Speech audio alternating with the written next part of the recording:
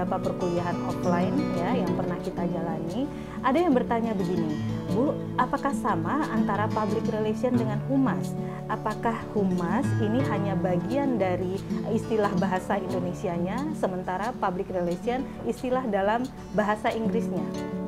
Nah, saya perlu menjelaskan sedikit tentang apa perbedaan dan persamaan antara PR dan humas. Istilah antara humas dan public relation, kalau kita ingin paksakan, ini merupakan istilah yang berbeda.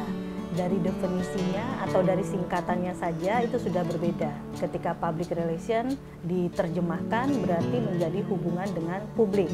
Nah, humas ketika diterjemahkan berarti menjadi hubungan dengan masyarakat. Tetapi persoalannya bukan pada penerjemahan dua istilah tersebut. Di Indonesia telah berpuluh-puluh tahun menggunakan istilah dan mempraktikkan istilah hubungan masyarakat ini. Ya, jadi artinya humas itu sudah mendarah daging ya. Jadi istilahnya humas, istilah humas itu sudah mendarah daging dalam prakteknya di Indonesia.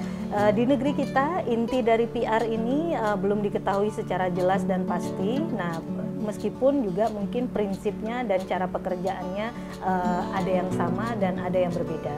Nah, kalau kita lihat pemaknaan dari public relation itu selalu ada huruf S di belakang. Huruf S yang ada di belakang istilah relation ini bukan hanya semata-mata menunjukkan definisi yang jamak, melainkan huruf S yang ditunjukkan dalam kata relation ini menunjukkan adanya hubungan timbal balik atau hubungan dua arah. Artinya ketika kita menjadi seorang public relation, menjadi public relation yang tidak egois.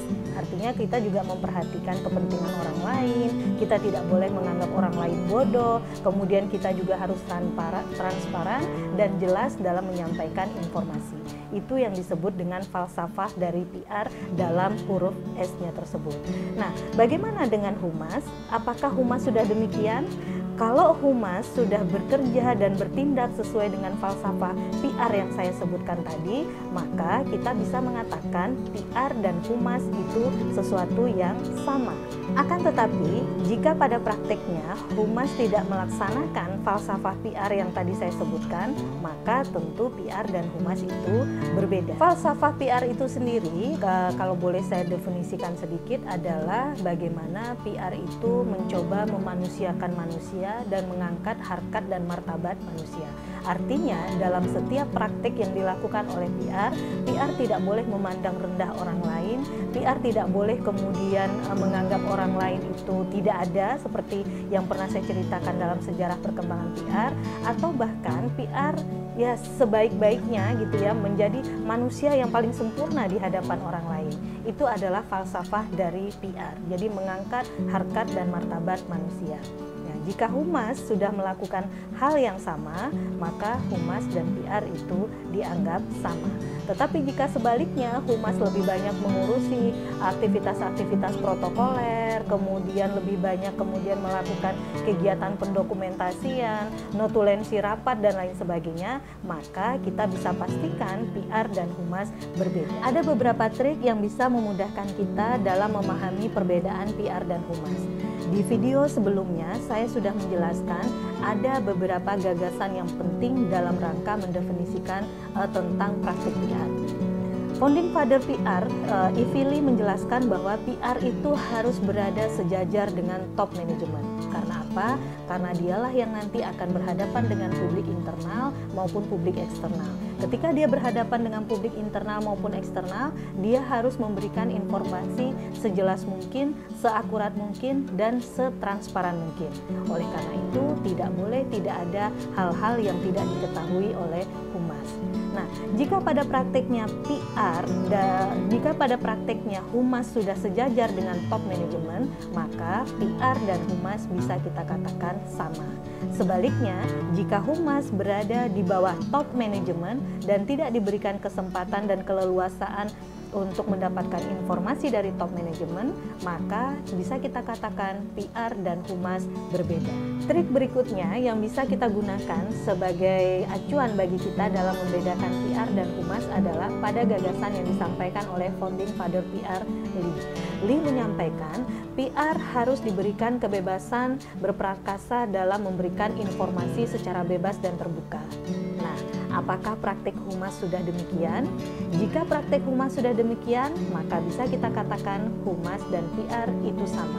Tetapi jika sebaliknya, humas tidak diberikan keleluasaan dalam berbicara dan tidak diberikan kesempatan dalam menjadi key person dalam menjelaskan informasi yang penting, maka humas dan PR berbeda.